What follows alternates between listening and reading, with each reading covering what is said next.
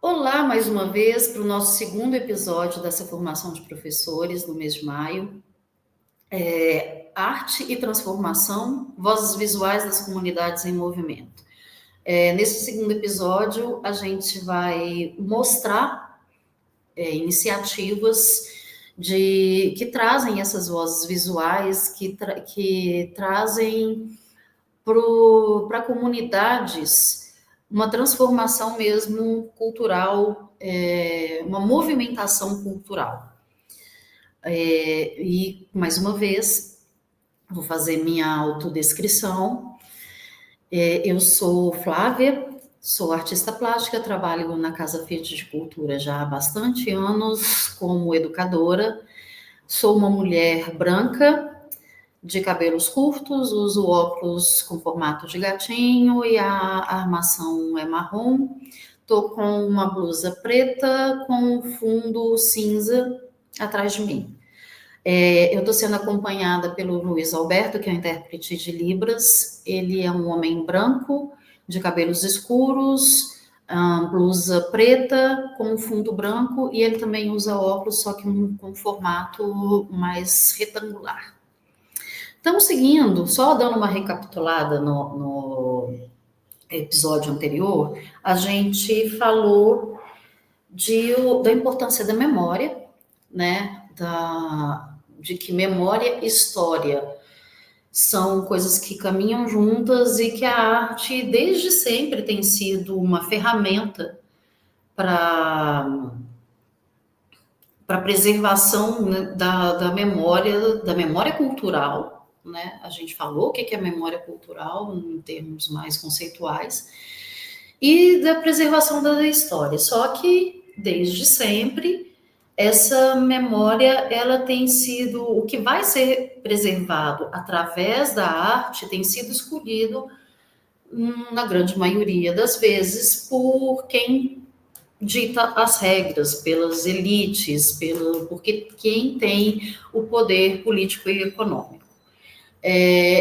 Então, de agora para frente, a gente vai mostrar justamente as movimentações dessas comunidades, as transformações que têm acontecido em comunidades que são invisibilizadas, que não detêm esse domínio político e econômico, mas que têm criado um instrumento para que essa memória e essa história sejam preservadas, né?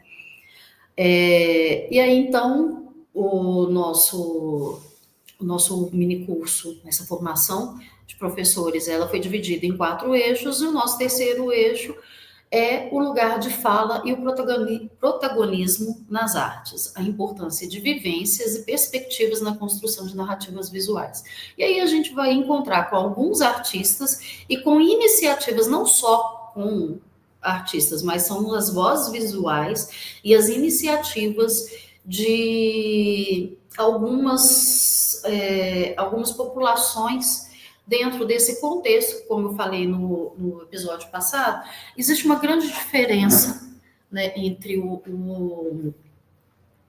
como se produzia arte no passado para hoje, justamente pela possibilidade de acesso e de produção de cunho autoral, de escolha de temática, que antigamente essa autonomia ela era muito pequena em todos os artistas, e atualmente é uma prerrogativa que os artistas devem seguir, mas, além disso ser uma prerrogativa, a facilidade de acesso aos meios de construção dessas narrativas, dessas produções visuais, ele é muito maior.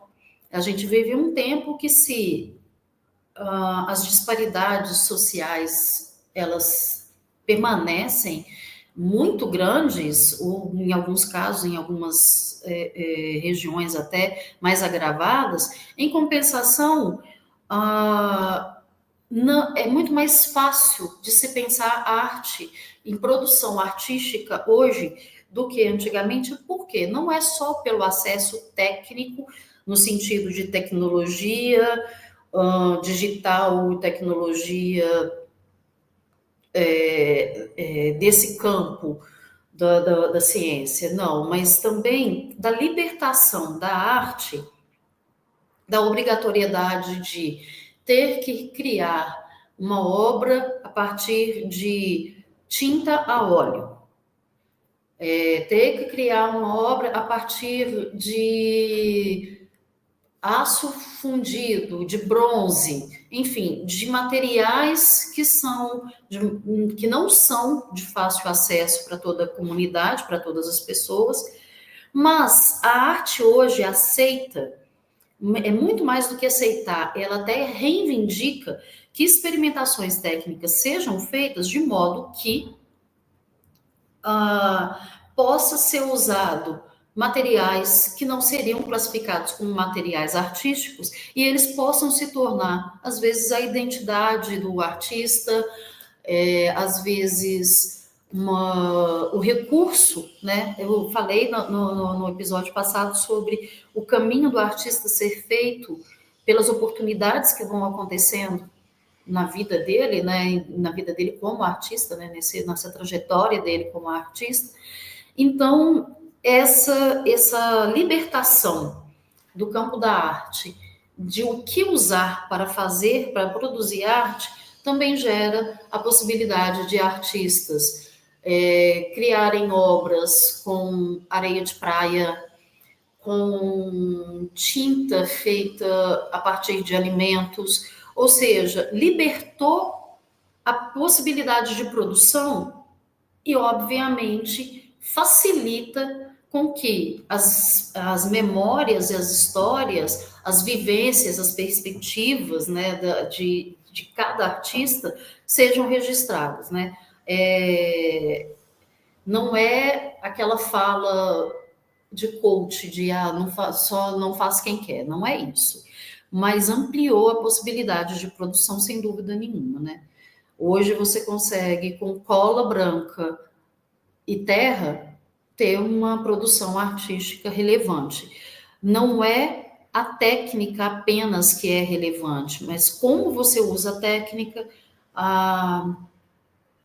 e principalmente a temática que você está abordando. Eu falei no episódio passado que os artistas de hoje, como a escolha da temática, a escolha daquilo que vai ser registrado, ela é individual, ela é pessoal e ela é autoral, isso faz com que os artistas precisem ser pesquisadores do seu cotidiano, pesquisadores da sua realidade, já que a arte ela vai invariavelmente registrar, falar do seu tempo, ainda que fale da vivência pessoal do artista, de questões muito íntimas, mas ainda assim ela está falando de um tempo presente, né?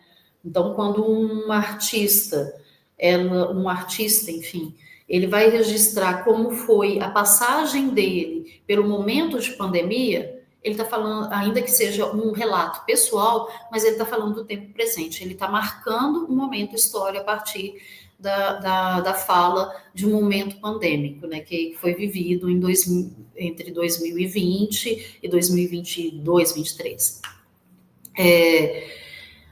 Então, o que acontece? Acaba que, de certa maneira, essa libertação de como fazer a arte, ela democratizou também as falas. Ela democratizou as vozes, né? Essa coisa do lugar de fala, né? De eu...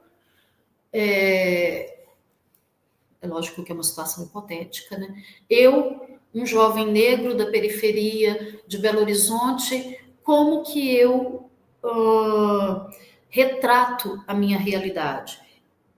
A gente já tinha falado na formação de professores passada sobre a diferença entre uma pessoa que não é da comunidade, né? A diferença do teor de vivência e de detalhes mesmo do que está sendo falado, entre uma pessoa que nasce numa comunidade e uma pessoa que que é observador, né, que retrata a partir da observação.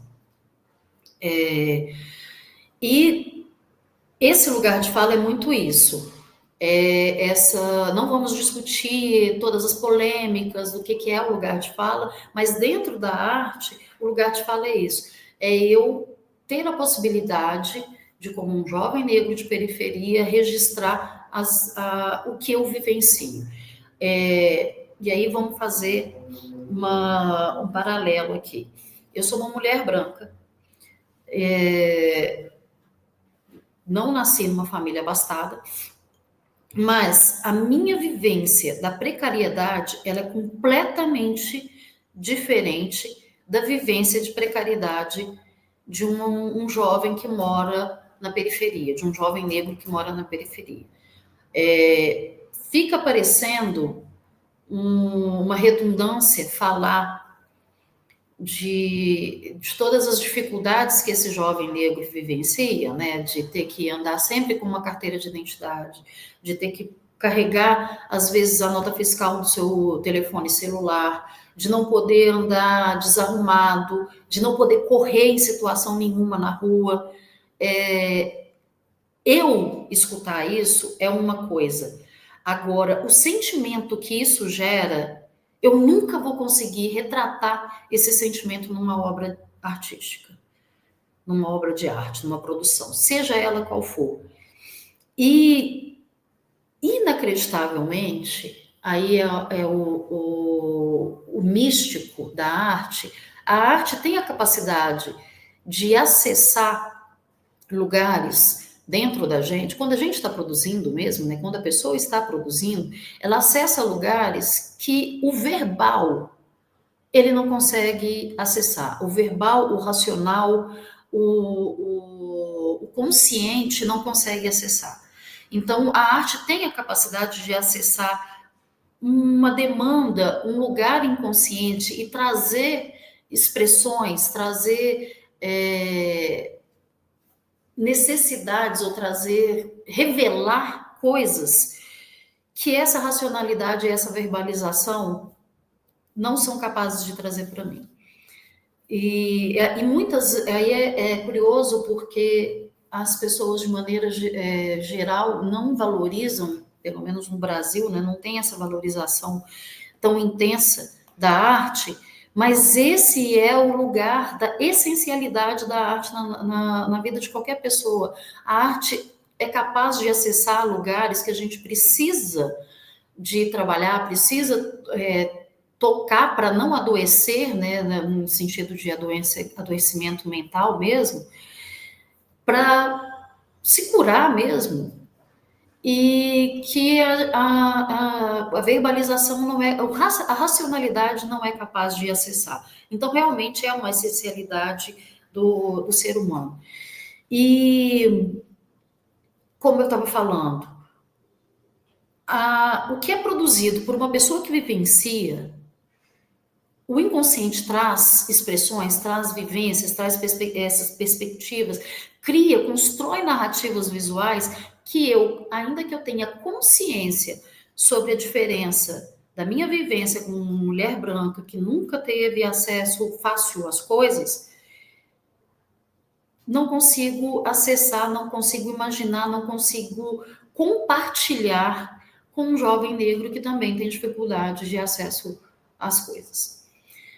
Então, o que a gente vai abordar aqui são iniciativas e alguns exemplos, ou melhor, talvez fenômenos que estejam acontecendo de pessoas se mobilizando desses lugares mais precarizados e de lugares periféricos e principalmente de populações minorizadas e intencionalmente invisibilizadas por quem detém o poderio econômico, o poderio político e econômico, como essas pessoas têm se mobilizado para produzir arte e fazer arte circular nos seus próprios meios. E aí tem uma coisa que eu acho sensacional, é que, de alguma maneira, eles têm promovido uma cultura de consumo de arte nas suas quebradas, vamos colocar assim, nos seus lugares, nas suas comunidades, nas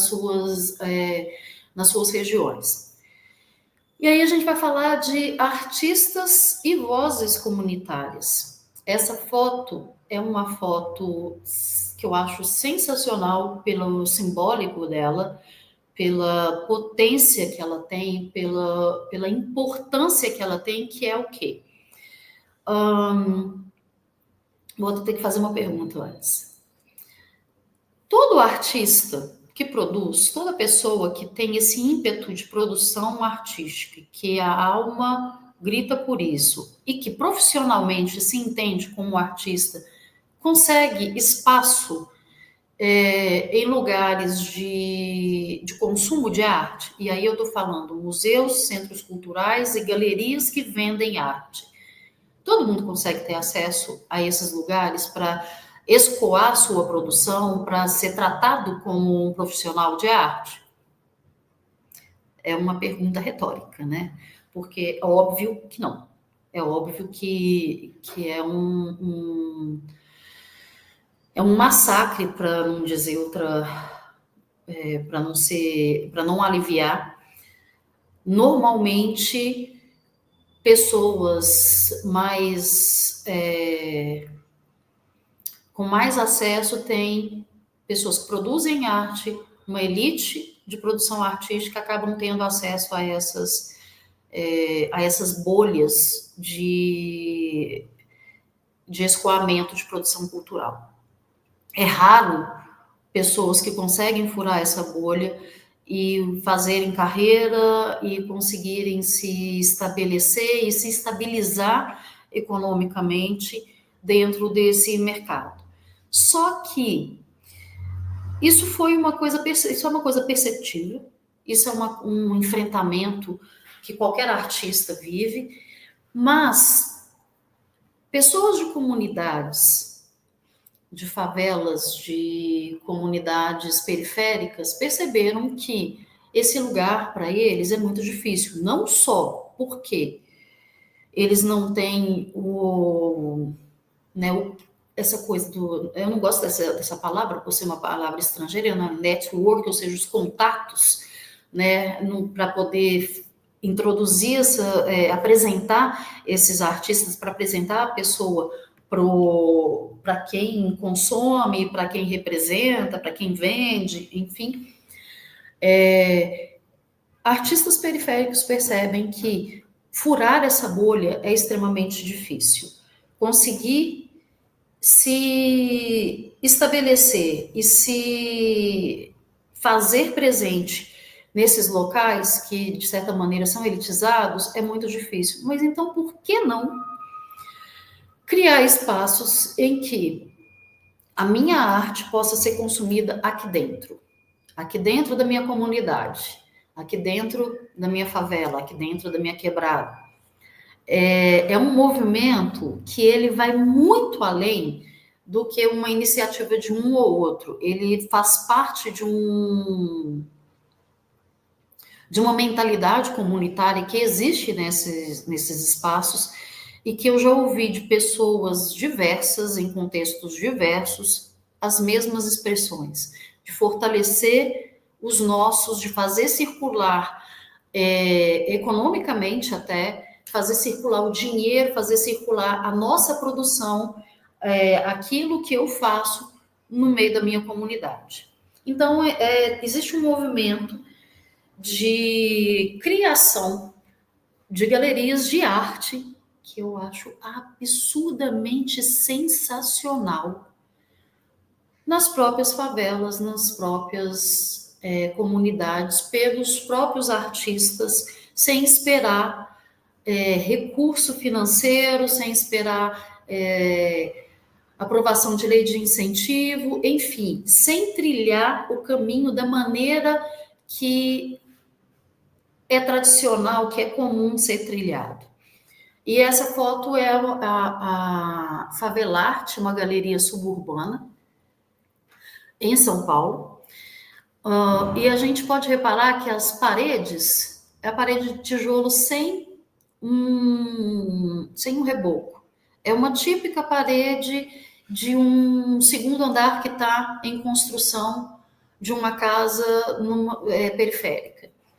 eu acho ela muito emblemática no sentido de ela trazer essa realidade, né, de ela expressar, ter toda uma forma que é comum, que é conhecida.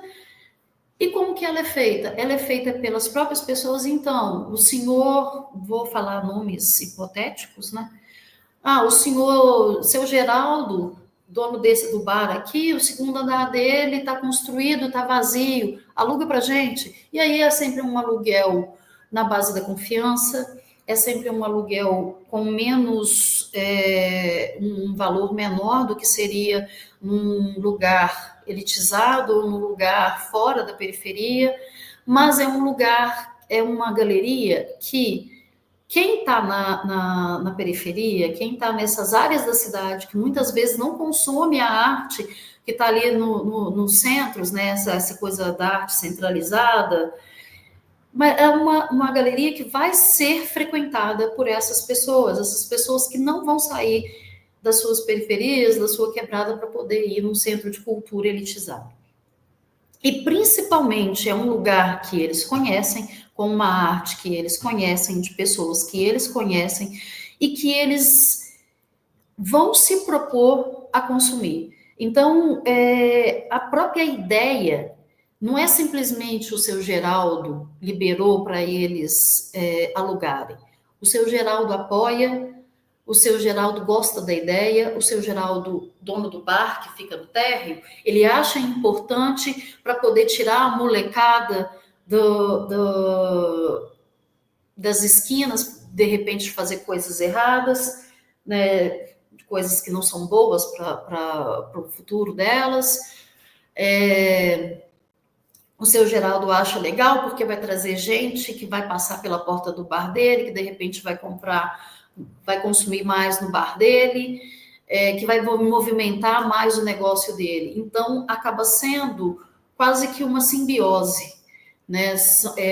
Eu te ajudo e você me ajuda. Eu crio situações que vão contribuir para você e você também cria uma situação que contribui para mim. E esse movimento, ele é rico em tantos aspectos. Então, ele é rico porque está descentralizando a cultura, está fazendo circular o consumo, ou melhor, está fazendo circular arte em meios que têm dificuldade de acesso à arte, está criando uma mentalidade de que a arte pode ser consumida por essas pessoas que são periféricas, consumidas no sentido de você frequentar, de você ver e também de você comprar, e principalmente assim, de valorização desses artistas como profissionais da arte que geram, que precisam de dinheiro para se sustentar, ainda que esses artistas não passam a viver exclusivamente de arte, mas eles vão construindo uma carreira e eles vão construindo uma consciência, uma mentalidade diferente. Mas, ou seja, tem tantos fatores a favor desse tipo de movimento, e é interessante porque não é um nem dois exemplos que eu vi acontecendo, não. São muitas, e não é só com artes visuais que isso está acontecendo. Aqui em Belo Horizonte, teve um movimento há muitos anos atrás que era um leilão de arte. Leilão de arte a R$1. Esse movimento começou acontecendo assim, de forma mais periférica. Os idealizadores desse movimento, que é um coletivo, né? E muitas vezes esses espaços culturais periféricos, e periférico aqui no sentido muito de valorização e não no sentido pejorativo, esses espaços muitas vezes são resultado da união de um grupo de artistas dessa comunidade, dessa região, que se organizam justamente para poder, e não só de artistas, né, de várias pessoas, para fazer acontecer esse movimento. E aqui em Belo Horizonte, esse leilão de arte a R$ 1, ele foi tão interessante, ele fez tanto sucesso, que ele acabou ganhando, eles submeteram essa proposta a um edital, se eu não me engano, do Palácio das Artes. Qual o nome específico do edital, isso eu não me lembro. Eles ganharam e eles conseguiram fazer uma exposição dos trabalhos e no final da exposição ter o leilão de arte a R$ 1. Mas, como não é apenas arte que acontece, né, arte visual que acontece, também acaba tendo a galera que produz rap, a galera do slam, ou seja, da batalha de poesias,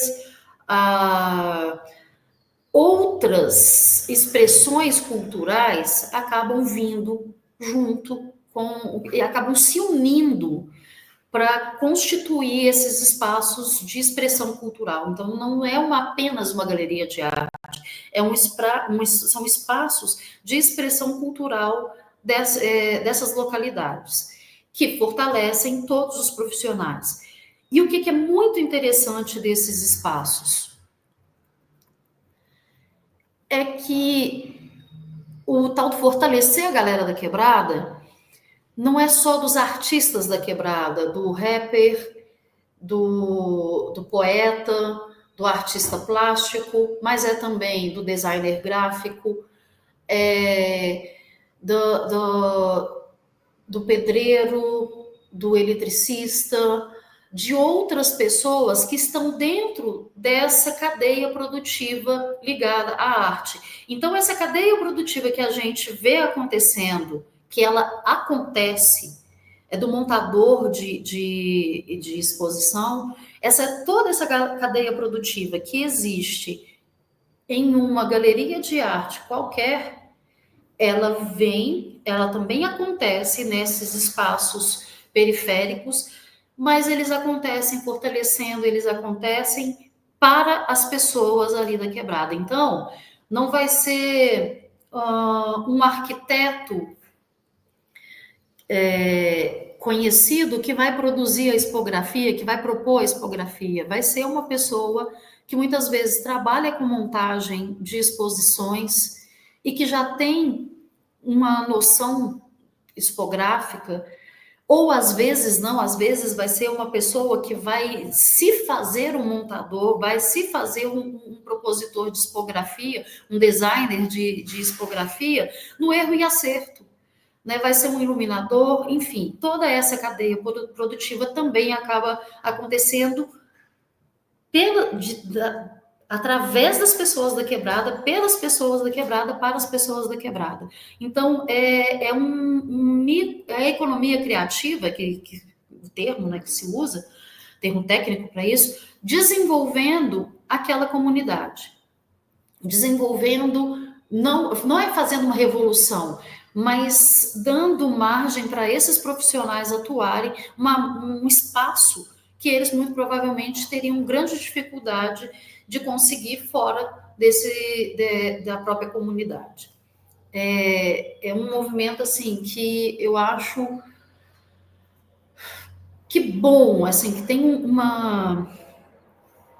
tem qualidades assim que são quase que talvez eu não consiga nem dizer o quão importante que isso é, não só para a quebrada, não só para essa comunidade, não só para essas periferias, mas especialmente para esse aspecto da arte de ser um lugar de memória, de história, de construção, de entendimento comunitário, de ter voz, dar voz àquilo que essas pessoas querem dizer. Então, saiu daquele lugar de esperar, de conseguir quebrar, de abrir espaço no facão, né, no peito e na raça, nos lugares tradicionais e construir os próprios locais de produção artística, de produção e consumo de cultura. Aí, voltando só para dois que são dois exemplos também, aí não de galerias de arte, mas de mobilização comunitária para essa, essa para reserva dessa memória, para reserva da própria cultura, para o cuidado com a própria cultura, com as próprias pessoas, para autovalorização, que são dois museus de favela, um no Rio de Janeiro, que é o MUF, sem entrar especificamente, né, em como que eles funcionam, mas como são as propostas. O MUF, no caso do Rio, é um museu territorial vivo, cujo acervo são os moradores. Então, as pessoas estão entendendo de que agora, por que a gente não pode constituir espaços e propostas que nos valorizem, que valorizem a nossa cultura, que valorizem as nossas tradições, as nossas pessoas, quem nós somos, de onde nós viemos e o que nós pretendemos. Então, o acervo vivo do MUF são os moradores e seus modos de vida que nos levam a entender as dinâmicas da comunidade, das comunidades periféricas que estão inseridas na história da cidade do Rio de Janeiro, que muitas vezes são silenciadas. Criar o seu próprio lugar de fala, o seu próprio microfone, vamos colocar assim. Se vocês não querem me deixar falar, eu mesmo crio o meu espaço de fala.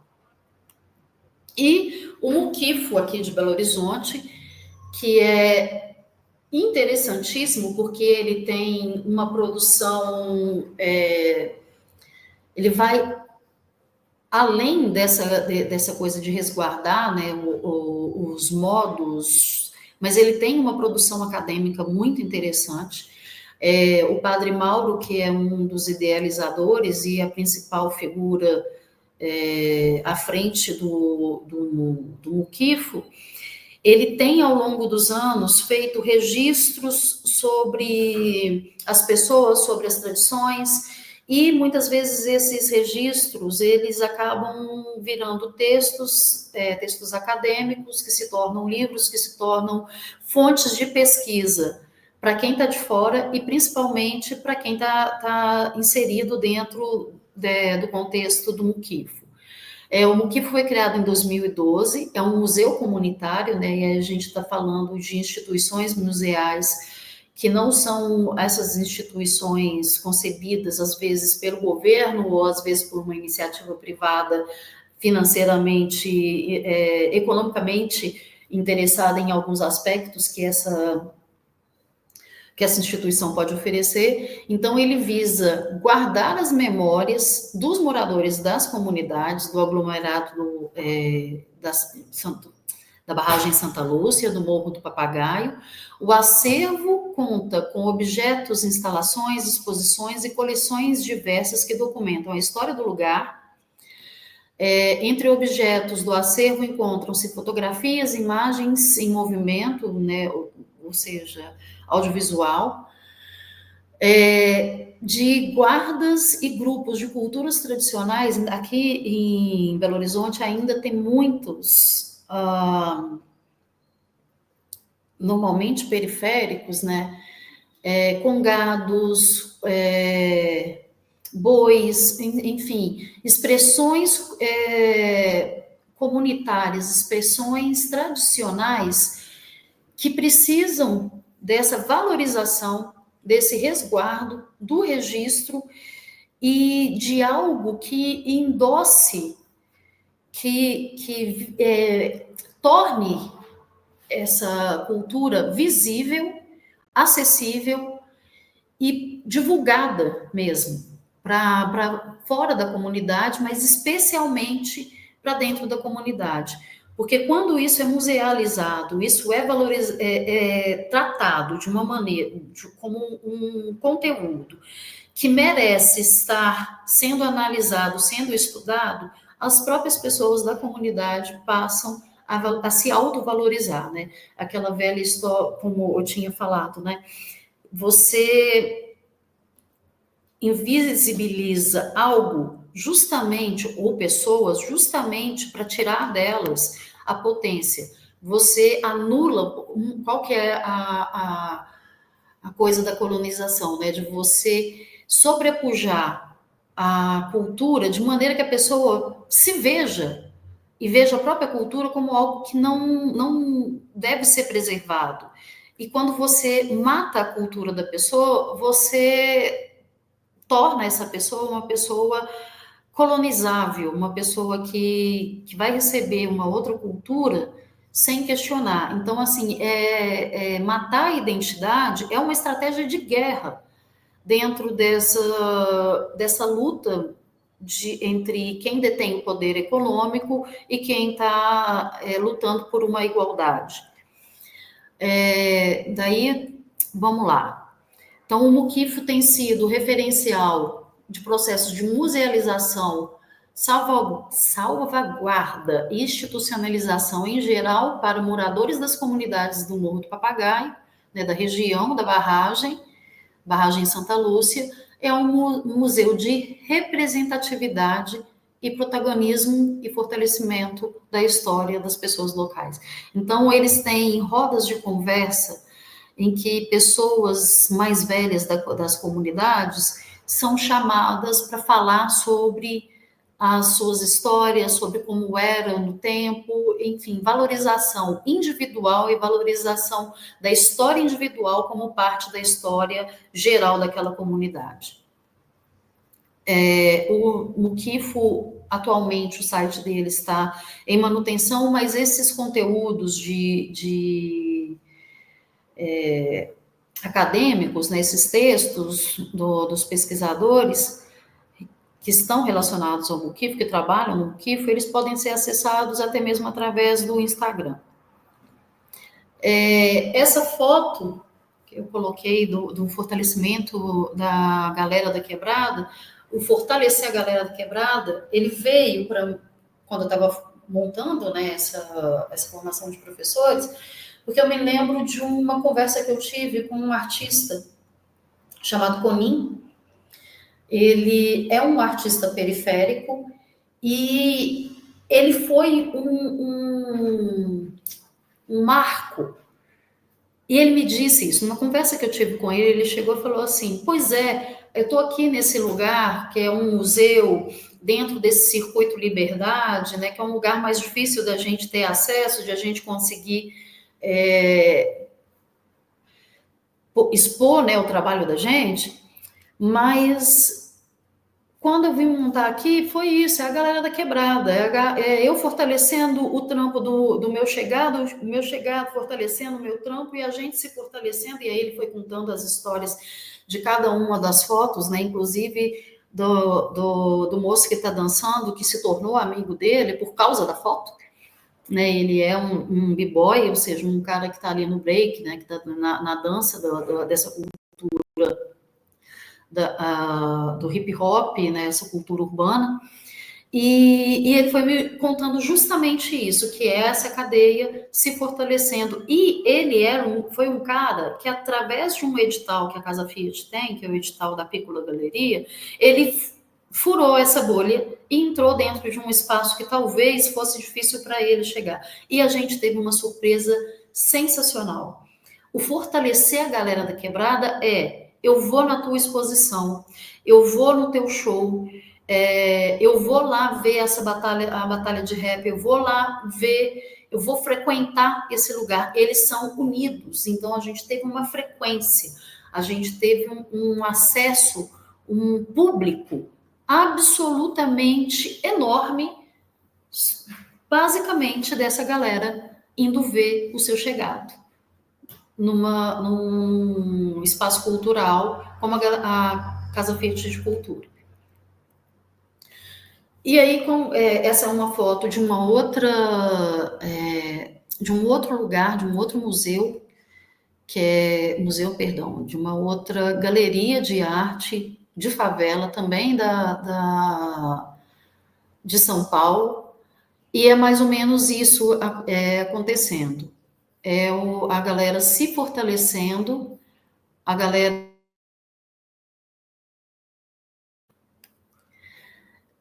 se prestigiando e se unindo em coletivos para poder criar esses espaços de cultura onde eles produzem, eles consomem, eles fazem uma economia, toda uma economia circular.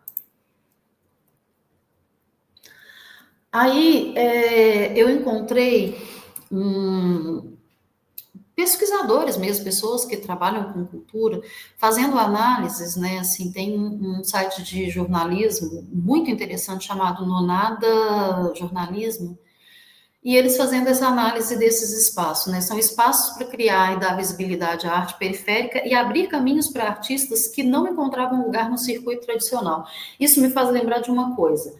Não só o Conin trouxe esse exemplo de alguém que tem um público fiel, mas também um outro artista que tem o mesmo tipo de contexto, que ele chama Will, que ele expôs também na Piccola Galeria, né, um edital que para a Casa Fit é extremamente importante justamente por isso, porque ele dá a possibilidade de pessoas que não que tradicionalmente não têm espaço dentro do circuito Liberdade, para que essas pessoas possam ter um espaço para mostrar sua arte dentro desse circuito, um lugar que dá maior visibilidade para o trabalho dessas pessoas.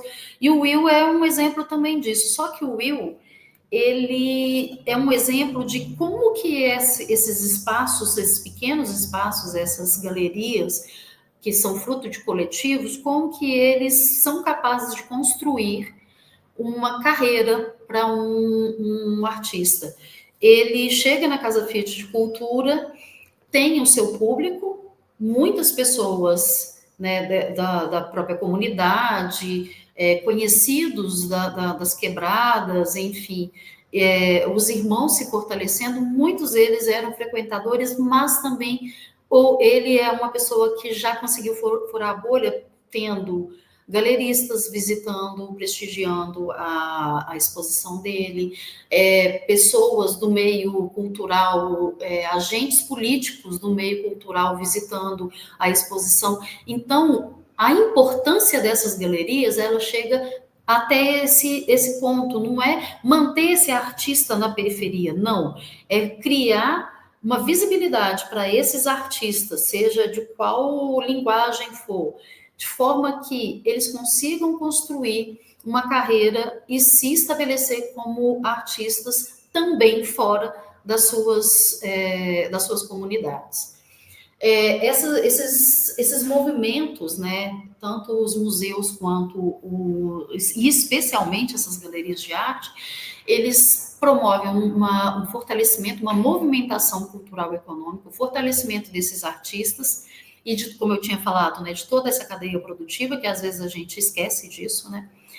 E segundo a Jamila Reis Gomes, que é uma pesquisadora dessa questão de arte, território e cidades, né, de como que a arte circula dentro dos territórios da cidade, ela fala que as periferias constroem um circuito cultural que também é um circuito de trabalho, de renda e de sobrevivência. A arte nesses territórios também é empreendedorismo. É até um pouco difícil de pensar isso, né? Porque a arte é sempre vista e tratada de maneira geral como um hobby. E essas iniciativas mostram que não, isso é trabalho.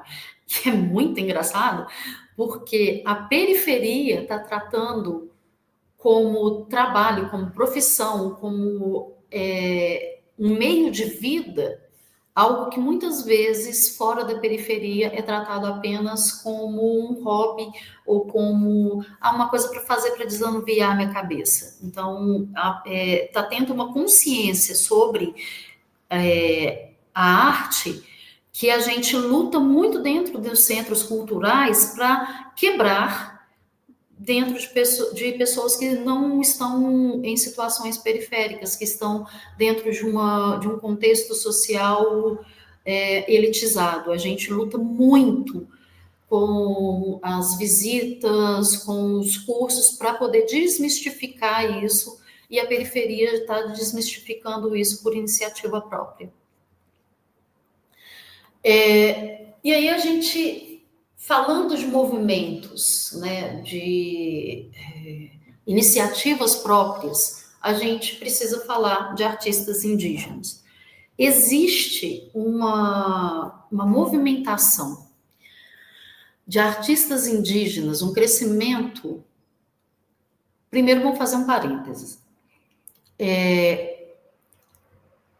Arte indígena, até bem pouco tempo atrás, era tratado como a cestaria, a cerâmica, aquela produção de objetos que muitas vezes são utilitários, feitas pelos modos tradicionais das comunidades indígenas, dos povos tradicionais indígenas, enfim, como uma expressão desse saber que está sendo preservado em objetos, né? Só que a arte indígena não é isso, ou pelo menos não deveria se restringir a isso. Passou do tempo de a gente precisar entender que os indígenas não são um povo isolado, separado e que não deve ter acesso às modernidades, enfim, ou seja, as tecnologias, que não deve se, entre aspas, misturar com os demais brasileiros. O isolamento não é o que determina a preservação da cultura dos indígenas. A valorização dessa cultura é que determina essa preservação. E essa valorização ela vai ser feita como? Com registros artísticos, com registros de música, de músicos indígenas, com registros de literatura, enfim, trazendo essa produção, materializando essa produção para que ela seja consumida e para que ela seja visível também para fora da comunidade, né, das aldeias indígenas.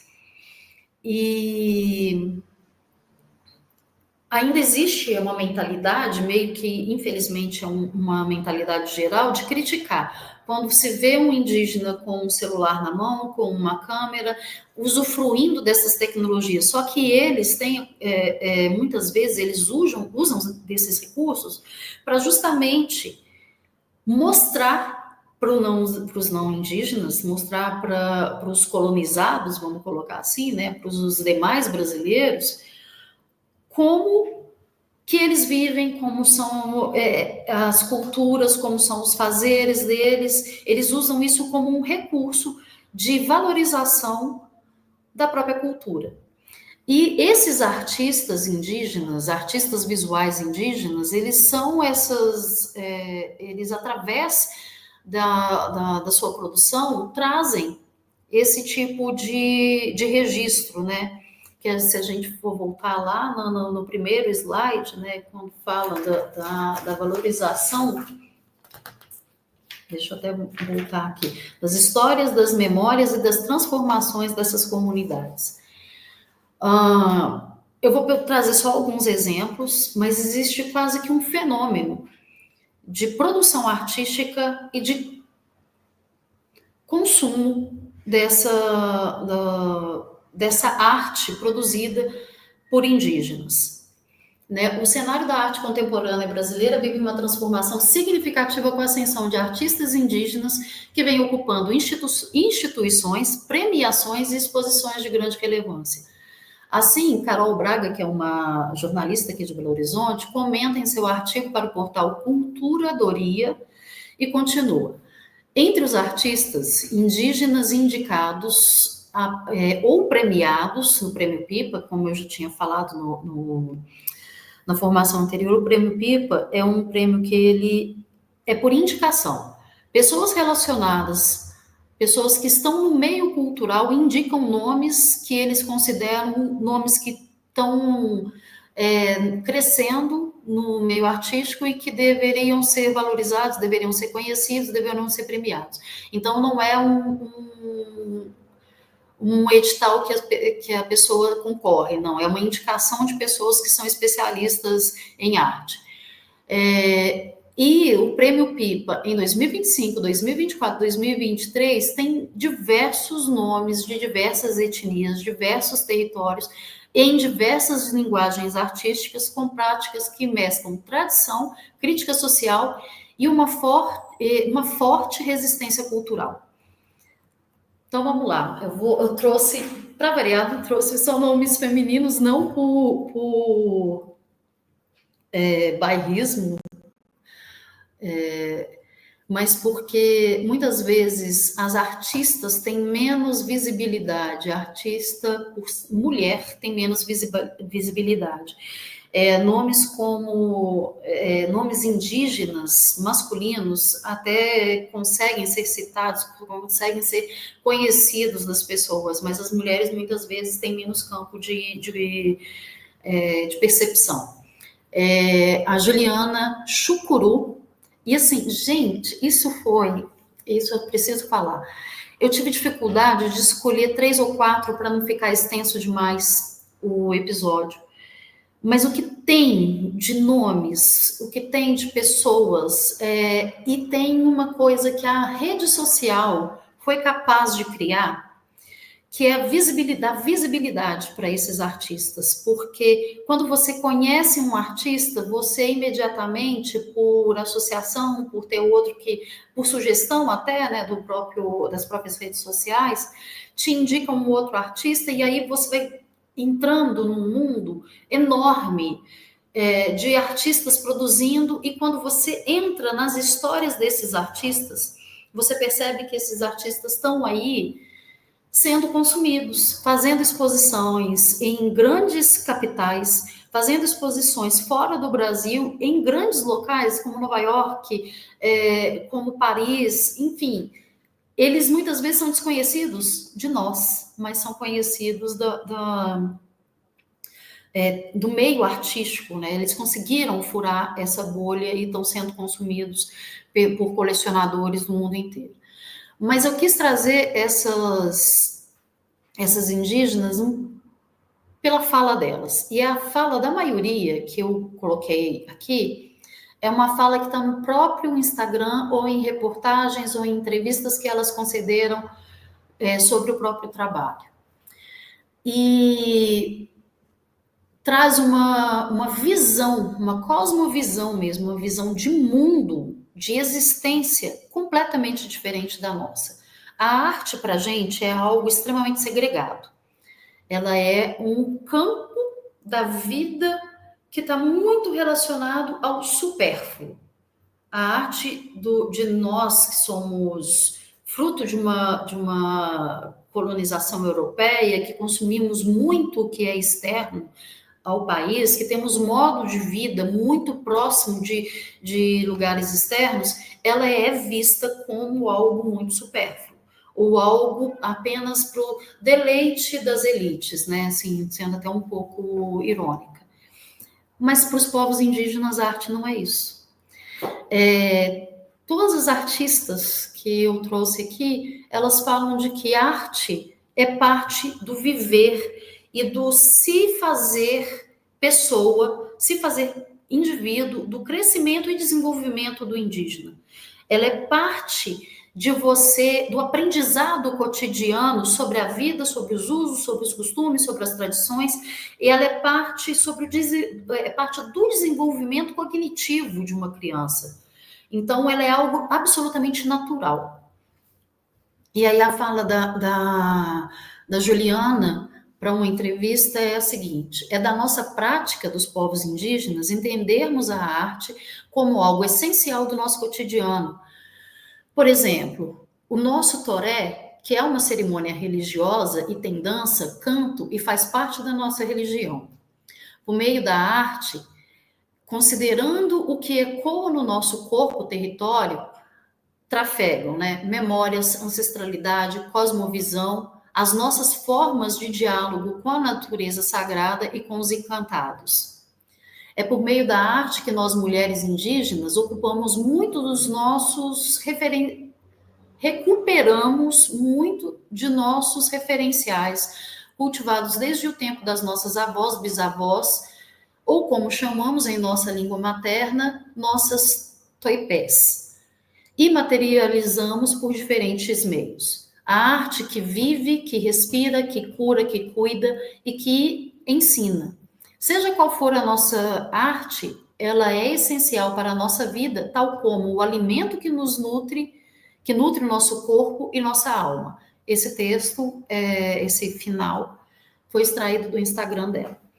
Então, assim, para entender a dimensão da arte, então, indígenas produzirem artes visuais de qualidade, com uma riqueza estética, não é algo surpreendente.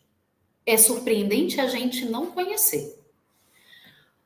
Yacunan Tuxá, entrevista concedida ao jornalista Leonardo Nascimento, Yacunan afirma que acredita que a arte é uma das formas de seguir enfrentando as sucessivas violências sem perder de vista as sutilezas da vida e o direito à própria subjetividade.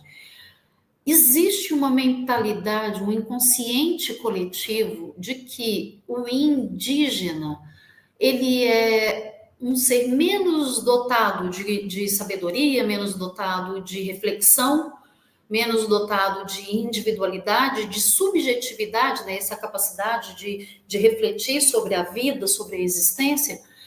E, na verdade, é o contrário. Os povos indígenas vivenciam essas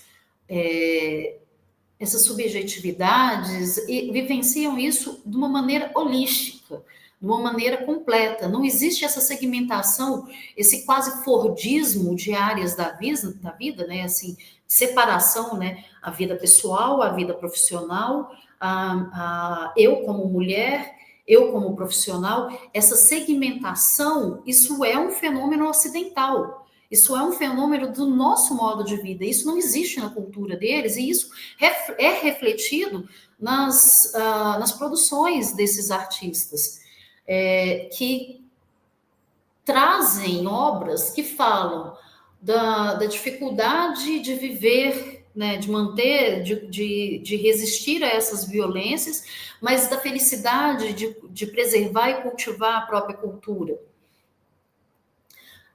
Dayara Tucano, a arte indígena não é moda. E aí não é no sentido de a produção de arte indígena estar em voga para consumo de colecionadores, não. A arte indígena, né, essa produção artística, ela é parte do se fazer indígena, é parte da cultura que os compõem como indivíduos e como comunidade, como grupo, né? É parte do que os unifica, né? E a Dayara, para quem é aqui de Belo Horizonte, ela tem a foto não está lá a melhor, porque foi difícil de encontrar e eu não tive oportunidade de ir lá fotografar. Ela foi a primeira mulher indígena a pintar uma empena imensa no centro de Belo Horizonte, né, no bairro aqui do centro de Belo Horizonte, num edifício que é bem próximo da Praça Raul Soares, que é super tradicional aqui, que é chamado Edifício Levi. Só para vocês terem dimensão, essa empena tem 1.006 metros quadrados. E do que ela está falando? Da cultura dela. Ela está trazendo a vivência dela como indígena, o que a compõe como indígena. Então, assim, o fato de um indígena não estar...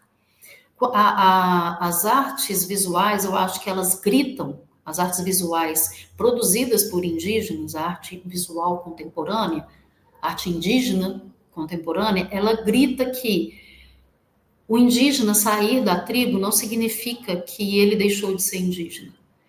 É a mesma coisa que eu sou mineira, eu cresci em Minas Gerais, eu tenho toda a cultura mineira belo-horizontina, todas as tradições, sei tradições assim que são, quando eu conto para pessoas de fora, são absurdas, né?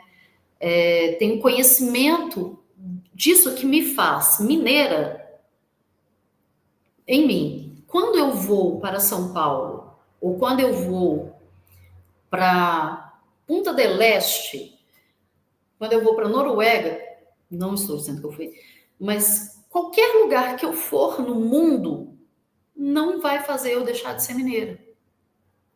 Eu não vou deixar de ter amor por um pão de queijo. Eu não vou deixar de ter uma ligação afetiva com a minha cultura, porque ela compõe o que eu sou. A mesma coisa acontece com os indígenas. Então, a arte produzida por eles, ela emana a essência indígena deles. E emana a cultura deles não só por revelar visualmente um indígena com um curumim no colo. Não, não é. Não é só isso. Ela emana o ser indígena nas cores que eles usam, e é incrível que é extremamente colorido, os trabalhos desses indígenas em geral é extremamente colorido, ela emana o modo de entender a vida, ou seja, é uma visibilidade dessa cultura, é a preservação dessa memória coletiva, dessa memória cultural, dessa memória individual, da história desse povo e também instrumento, muitas vezes, de protesto, de denúncia, mas a partir de uma voz de quem está lá dentro, de quem sabe o que é cultura, de quem foi constituído por essa cultura.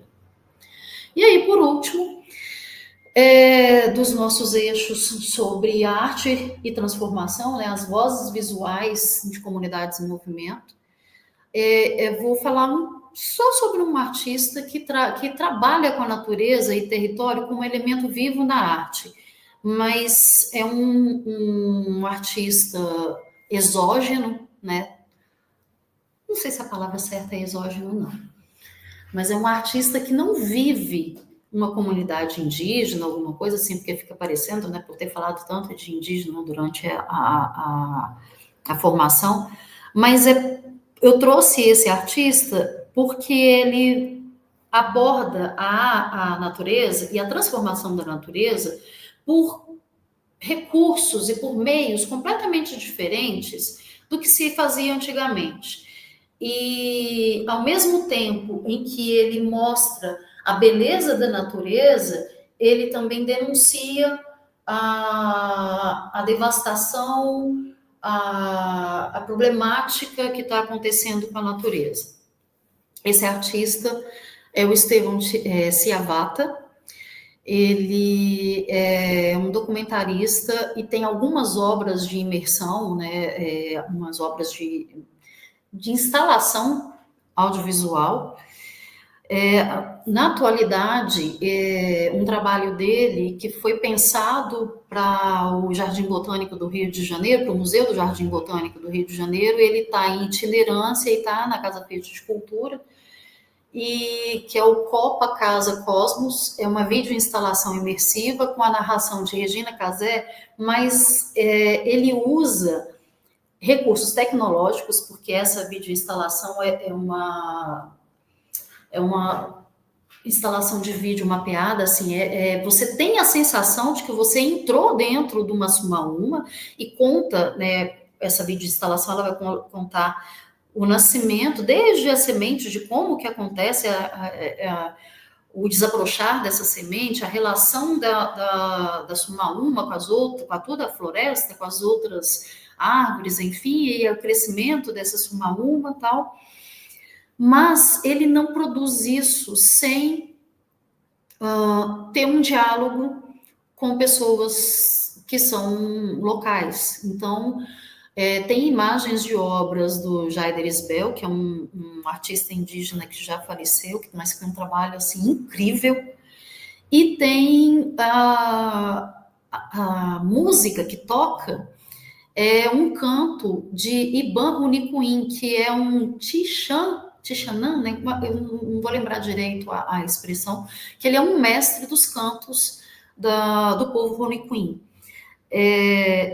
O Estevão Ciavata, ele usa desses recursos tecnológicos para criar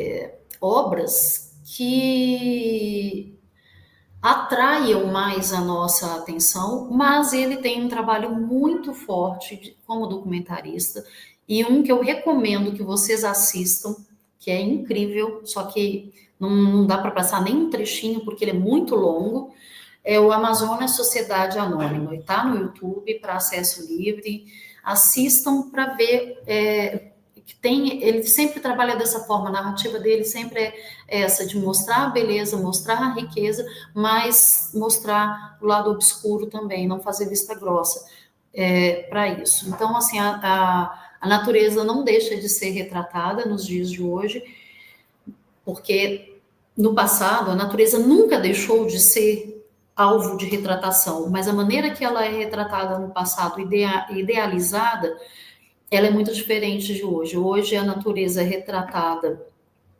muito no ponto de denúncia e no ponto de provocar a sociedade ocidental a pensar e a refletir por que que nós agimos de maneira como se nós não fizéssemos parte da natureza, se nós não fôssemos animais naturais, como se a gente fosse quase uma criação tecnológica, um ser completamente criado externamente da natureza. Não, nós somos, né, um fruto, um resultado de uma criação natural, né, e por que que o modo de vida e a mentalidade ocidental tem agido como se não fizesse parte e tem destruído aquilo que, na verdade, é fonte de recurso da própria sobrevivência humana. Então, obviamente, hoje em dia, a natureza também é mostrada essa coisa não idealizada, né, mas do belo, né, mas principalmente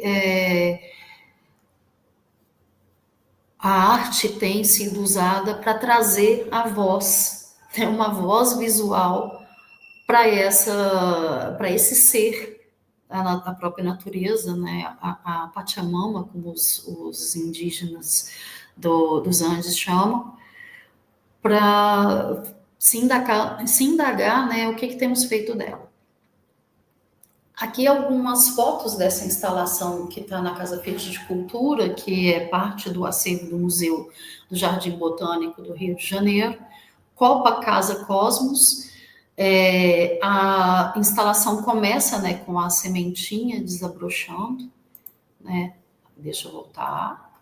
Aqui, né, à direita, no canto direito, a sementinha desabrochando, criando raízes, como que acontece a circulação, enfim, é todo o ciclo de crescimento da Sumaúma, e para quem não sabe, a Sumaúma é considerada pelos indígenas como uma árvore sagrada, porque é a maior árvore que tem na Amazônia, e como se ela fizesse a ligação, ela fosse um centro energético que faz a ligação do céu com a terra, né? E é engraçado porque não, nas diversas culturas no mundo inteiro, sempre existe essa árvore que faz essa ligação entre o mundo espiritual e o mundo humano, né? E no caso de algumas culturas indígenas é a Sumaúma.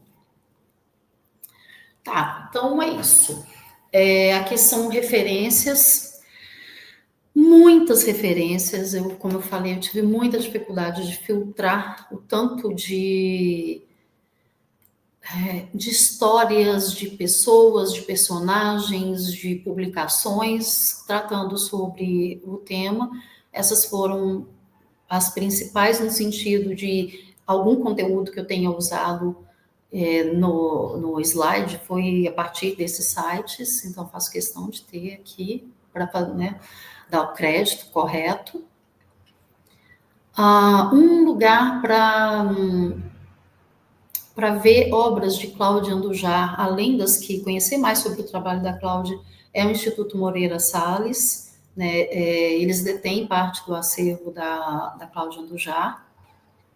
E é isso. Aí, mais uma vez, agradecer, né, a audiência e falar do espaço do professor e da professora, ou melhor, da professora e do professor, que existe no site da Casa Fit de Cultura, é onde você consegue acesso a todas as produções que a Casa Fiat realiza, direcionadas para os educadores, né? Então, tem mini cursos, tem cadernos educativos, tem vídeos informativos, enfim. Esse espaço fica dentro do site da Casa Fiat de Cultura. A Casa Fiat de Cultura oferece visitas mediadas, tanto para público escolar quanto para públicos com necessidades específicas, né, as visitas acessíveis, e aí acessíveis e inclusivas. E a Casa Fiat de Cultura, o oferecimento dessas visitas, ele pode ser acessado pelo telefone ou pelo e-mail, que é agendamento@estelantes.com. A Casa Fit de Cultura aqui em Belo Horizonte, fica na Praça da Liberdade. O funcionamento é de terça a sexta, de 10 a 21 horas, né? E sábados, domingos e feriados, das 10 às 18 horas. Então, fica o convite para conhecer a Casa Fit, quando estiver em Belo Horizonte. Quem for de Belo Horizonte, visite-nos, que a gente sempre tem uma programação aberta muito interessante para todo mundo, inclusive nos finais de semana, com ateliês e visitas temáticas às exposições. E é isso. Agradeço muito. Tchau, tchau. Até a próxima.